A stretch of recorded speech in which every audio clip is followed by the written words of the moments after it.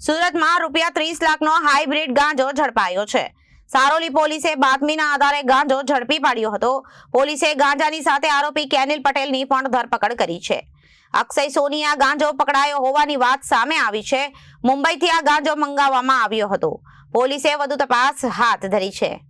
સુરતમાંથી અવારનવાર ગાંજો ઝડપાતો હોય છે, ત્યારે વધુ એકવાર ગાંજો ઝડપાઈ ગયો છે। મુંબઈથી આરોપી ગાંજો લઈને સુરત આવે છે અને સુરતમાં ગાંજો ઝડપાઈ ગયો।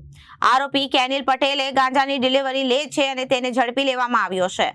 અક્ષય સોની ગાંજો મંગાવનાર મુખ્ય આરોપી છે। તે પોલીસ પકડથી બહાર છે। સુરત ઇન્ટરનેશનલ એરપોર્ટ પર ડ્રગ્સ લઈને આવતા હોવાની માહિતી અને ઇન્ટેલિજન્સ યુનિટને મળી હતી। બેંકોકથી સુરતની ફ્લાઇટ લેન્ડ થયા બાદ કસ્ટમ્સ ઓફિસરની ટીમે માહિતીના આધારે એક શખ્સની ધરપકડ કરી હતી।